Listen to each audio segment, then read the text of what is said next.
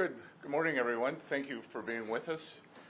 First of all, we want to express our great thanks to the Swiss government for facilitating this trade meeting here in Geneva.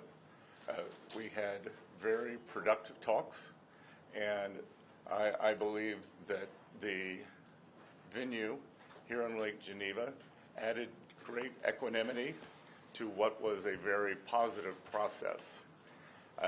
We have reached an agreement on a 90-day pause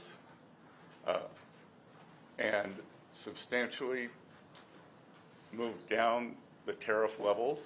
Both sides on the reciprocal tariffs will move their tariffs down 115%.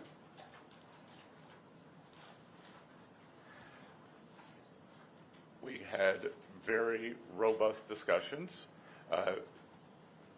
Both sides showed great respect. It was a chance for me to meet the Chinese delegation. The vice premier I had previously had only a video call with. Ambassador Jameson was familiar with two of the other leaders on the delegation from his previous time. So there was very good personal interaction. Both countries represented their national interests very well. We concluded that we have shared interest, and we both have an interest in balanced trade. The U.S. will continue moving towards that. I will let Ambassador Jameson talk about the President's initiatives that began on a historic trade announcement on January 20th, which no other president has ever done, following to April 2nd, when we implemented the reciprocal tariffs. Thank you, Secretary, and I will echo your thanks to the Swiss government and Swiss officials for hosting us this weekend. The atmosphere was very conducive to discussions, and thanks to them, we were able to have very constructive and positive conversations with our Chinese counterparts, who clearly came to deal this week. The rapid nature that we were able to conduct and conclude these discussions is a testament to mutual understanding and mutual respect between the Chinese and U.S. sides. With respect to the U.S. Trade position, our interactions with China, and the agreement today, please keep in mind that the United States trade deficit has ballooned over the past several years, ending up at $1.2 trillion deficit in goods as of the end of last year, which was an approximately 42% increase over a few years prior, when there was an $850 billion trade deficit at the beginning of the Biden administration. So that is a rapid and expansive increase in the trade deficit. And our view is that this is driven in large part by non-reciprocal trade, among other things, and the result has been offshoring of manufacturing and other negative impacts on the U.S. economy. And so on January 20th, when the President was inaugurated, he released the America First trade policy, which was comprehensive and flagged that and actually directed agencies, including U.S. Trade Representative and others, to research this issue and to provide options, which we did, and the President elected to impose reciprocal tariffs on April 2 to address this national emergency of the trade deficit. There was a global baseline tariff accompanied by higher reciprocal tariffs for each country depending on the level and intensity of their trade surplus with the United States. In all of this, China was assigned a reciprocal tariff rate of 34%. China was the only country that chose to implement retaliation against the United States for this reciprocal tariff. All other countries, withheld and decided that they wanted to negotiate with the United States or simply not retaliate.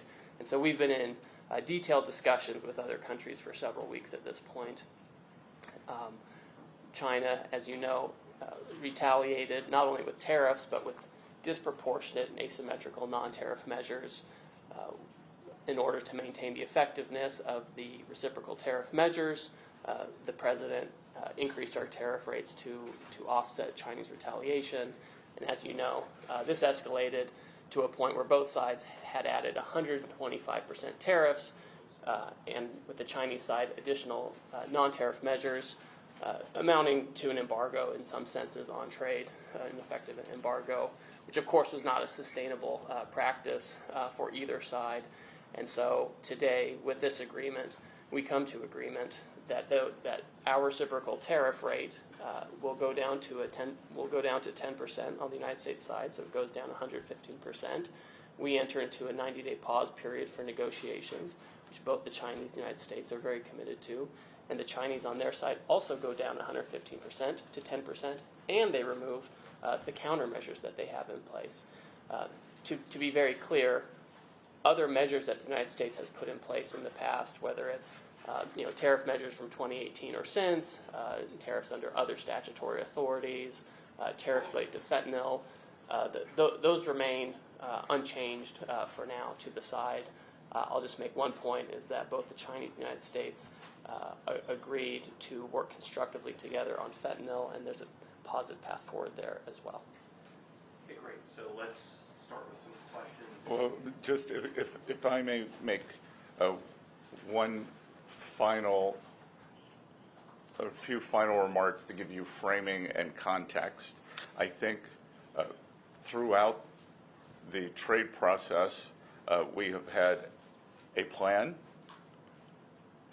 we have a process in place, and now with the Chinese, after this weekend, we have a mechanism for continued talks. So process, plan, and mechanism.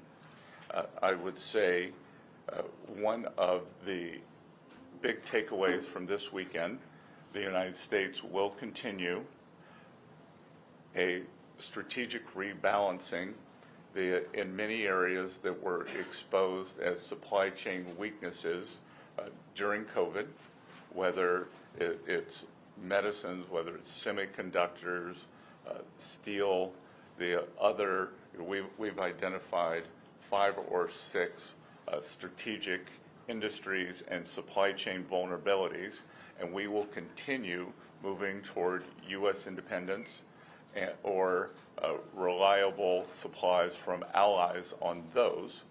But the consensus from both delegations this weekend is neither side wants a decoupling.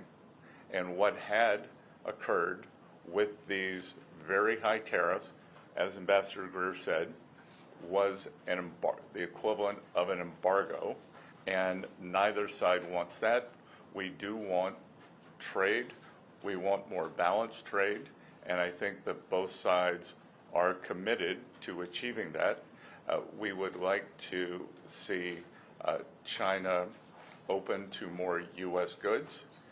We expect that as the negotiations proceed, that there will also be a possibility of purchase agreements to pull what is our largest bilateral trade deficit into balance that has gotten out of balance. And much of this has happened through neglect over the past 4 years, as the previous administration did not engage on this issue. That was put forward to us by the Chinese, in fact, and we can see it in what happened to the Phase 1 agreement. We are only looking forward, and we look forward to very good discussions now that we have the mechanism created in Geneva this weekend for talks. Great. And with that, let's kick off questions. I'll start at the front row. Jenny, Leonard Bloomberg. Thank you so much. Going into these talks, the president posted on Truth Social that he believes an 80% tariff on China seems right. It obviously went down substantially more. How did you end up going to 30%? Was that the president pushing you, or the Chinese not budging before you went down? And then secondly, you have a 90-day pause now, as you have with other countries. What specifically do you want to see in those 90 days? What kind of progress do you want to see in those 90 days and have agreed to by then to not ratchet up the tariffs? Because it is just a pause, right? Yes, so The I'll... tariffs then snap back, basically, if you don't have something agreed upon that is substantive. So the Chinese April 2nd number was 34, continues to be 34%. I'll let Ambassador Greer answer the first question. And just like with all our other trading partners, as long as there is good faith effort, engagement, and constructive dialogue, then we will keep moving forward. I would just say, Jenny, with respect to, the president's message and ultimate rates, I mean, everything is a negotiation, right?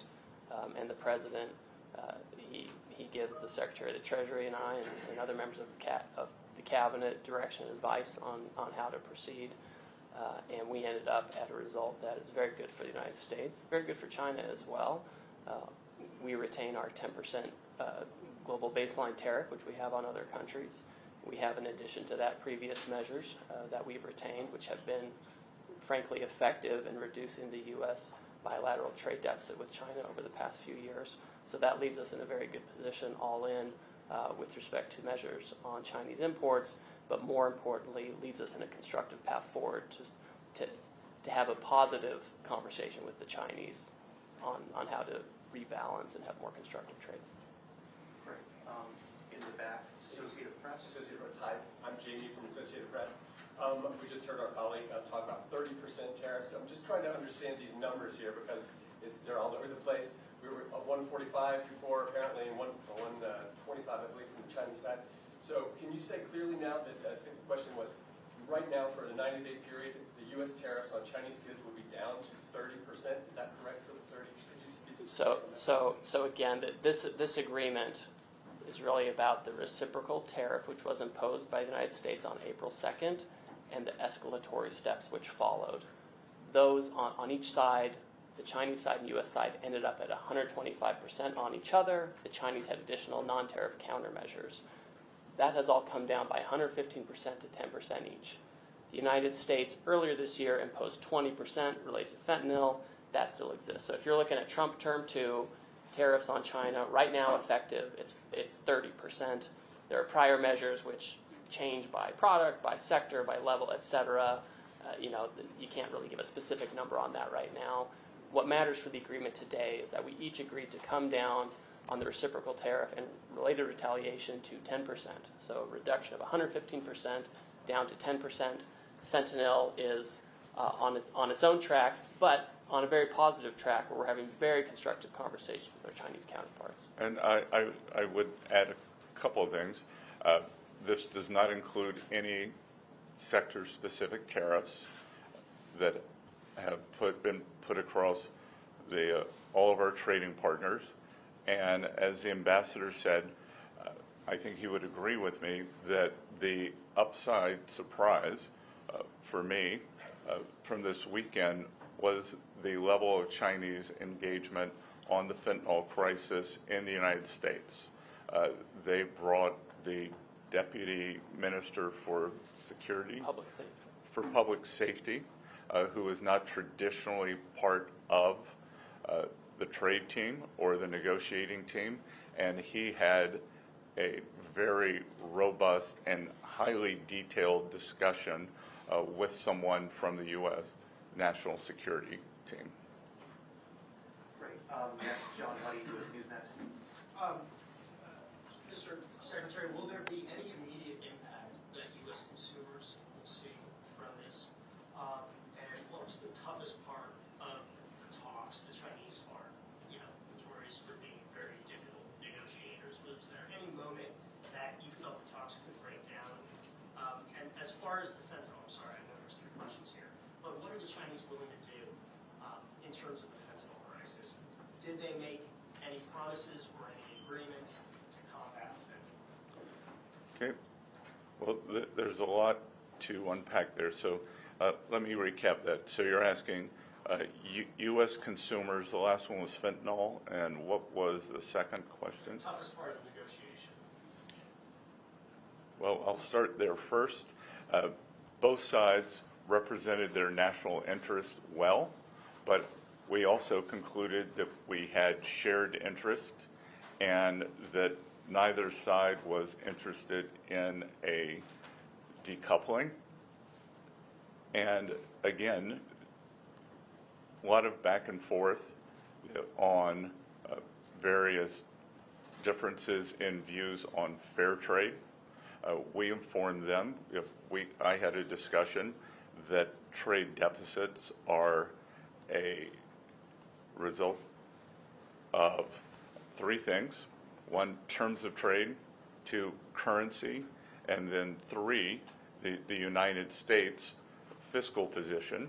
We informed them that Trump administration is working very hard on containing this out-of-control fiscal deficit that we inherited from the previous administration. Two, there was no discussion on currency. And one, it was on terms of trade. And on fentanyl, again, for the first time, there was engagement between two teams with detailed knowledge. And I think for the first time, the Chinese understood the magnitude of what is happening in the U.S. in 2018 in Buenos Aires. They did a good job of banning the actual fentanyl, but what we have seen is substantial interaction between bad Chinese actors and many North American drug dealers, especially Mexican cartels. Treasury has designated several of the Mexican cartels as foreign terrorist organizations. We made that clear to the Chinese. They were very receptive. As you may or may not know, the Chinese have very draconian measures for the sale of illicit narcotics in China, and we have asked them to be equally as draconian with the people who are poisoning Americans. And let me make a point. Your question about what was the toughest part of the negotiation, I would submit it was actually, in the lead up to the negotiation, trying to repair channels of communication that had atrophied under the last administration, where, our office, for example, the Office of the United, although we have significant differences with the Chinese on trade and economics, and we have major complaints, you have to discuss these complaints. You have to have a channel for discussions, and overcoming that was a substantial challenge. And a lot of work went into that over the past several weeks, so that by the time we got here, we were able to be very pragmatic with each other. And to be sure, there were tough things to deal with on, the level of removal, the timing for implementation, managing each side's, domestic politics, et cetera. And I won't go into too much detail. But I would say the toughest part was simply getting to a position where we could, in good faith, both sides work with each other. And once we did, we were able to do this in a couple of days. This is not the first time I've done trade negotiations with the Chinese, and sometimes it can take a very, very long time to overcome misunderstandings. We were able to do that effectively over the past few weeks, which enabled us to be very pragmatic and effective this weekend. And I think we leave with a very good mechanism to avoid the unfortunate escalations as we saw after April 2nd from happening again.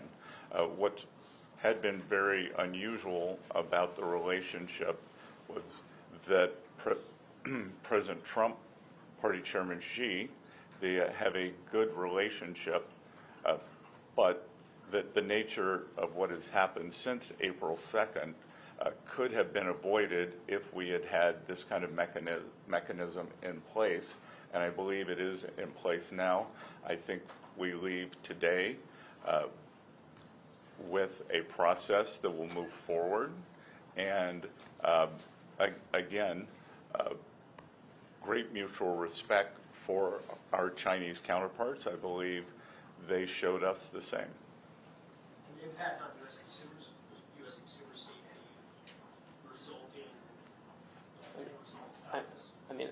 you're the Treasury Secretary, so you're better suited. But I would say on the front end, there's been a lot of talk about impact on consumers that just never really translate to the numbers. Consumption remained high, et cetera. And so I think what we're going to see is that we're going to have our economy continue taking off as we put structure around these negotiations and get global trade into a better place. And as I reiterated last week, the Trump economic plan is 3 pieces: trade, tax, and deregulation. Trade has been implemented first, and that process is occurring. We believe that the tax portion is going very well. Speaker Johnson, Leader Thune, who I am in constant contact with, believe that midsummer we will pass, as the president likes to call it, his one big beautiful bill, and we believe that that will provide substantial relief for American households. And then deregulation, a hidden and pernicious tax on American households, is regulation. We believe that the last administration added several $1,000s a year to American families' cost, and that we will be not only cutting those rolling that back, but cutting those substantially. Thanks. I think we have time for about maybe 2 or 3 more questions. The most, sorry, ma'am, name and outlet, please. Yeah, it's Imogen Folks, BBC. It's very heartening what you're telling us. I'm wondering whether you think it might be a better idea to start at this point of negotiation rather than start with a big list of tariffs and all the global turmoil that caused and the fear, frankly, in some countries around the world. How about, do you think with hindsight might have been better to reach out and say we want to talk to you guys about this? No, I disagree entirely. We have spent decades at the World Trade Organization in multilateral and bilateral negotiations trying to get other countries to reduce their tariffs and non-tariff barriers to be more reciprocal with the U.S. We've had one of the most open economies for decades. The promise of the WTO and the multilateral system is that everyone was going to come down. It turns out the U.S. went down significantly. There were other economies that had low tariffs as well, but retained very high non-tariff barriers. We have tried really hard to work within the system, and the net result is a $1.2 trillion deficit in goods. The net result is manufacturing went to China, East Asia, Mexico, et cetera. So we tried all of that. So the idea that we can just keep saying, well, why don't we just talk a little bit more and we'll have a different outcome, I think just is totally detached from reality. And I would add a couple of things, that as our 18 important trading partners come to us, many with very good deals, as the UK, who skipped to the front of the line as our oldest ally, as Ambassador Greer and I look at their proposals, again, to lower tariffs, to lower the non-tariff trade barriers. Obviously, UK does not have a currency manipulation problem. And the subsidies for labor and industry, we look at these, and I think, how did we get here? How did we get here? And I echo part of what President Trump said, that he doesn't blame the other economies for taking advantage of a fluid, taking advantage of the situation when they were allowed to do it. He blames previous U.S. leaders. So we are just trying to restore a healthy equilibrium. That the U.S. economy has become very unbalanced. On one side, we have a forward-leaning, the deepest and widest financial markets in the world. We have financial innovation. We have the tech sector that is the envy in the world. On the other side, we are a natural resources economy led by energy. So it is a barbell. But in between, precision manufacturing, especially precision manufacturing, has been wiped out. And it is our intent to bring that back. So we want to rebalance. And I think that there is a big opportunity. If I think about this weekend, The Chinese, they have gone the other way. They are unbalanced in terms of overproduction in the manufacturing sector. They have stated, but have not yet rebalanced toward a more consumption-oriented economy. And there is a chance, if we can open up trade to China, have more fair trade toward the U.S., that we could rebalance together. So I reject the notion that business as usual would have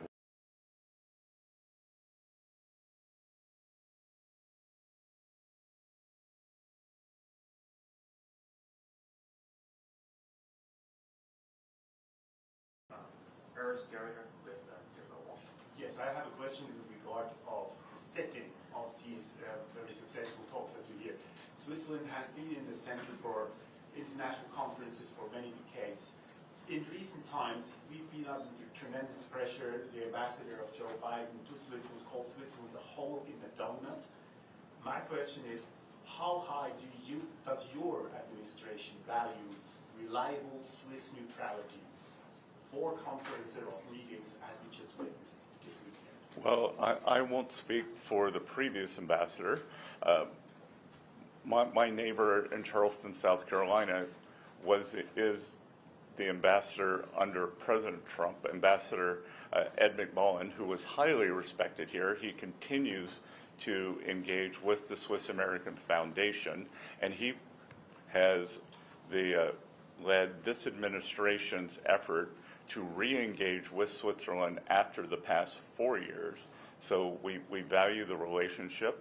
I believe Switzerland is now one of maybe the 6th largest investor in the U.S., which is incredible for an economy with 9 million people. We hope that Switzerland will bring some of its very robust trade training programs to the U.S. as we re-engage the manufacturing sector, because I believe the U.S. has a lot to learn from Switzerland. And again, the UK and Switzerland have moved to the front of the queue for the trade deals, whereas the EU has been much slower.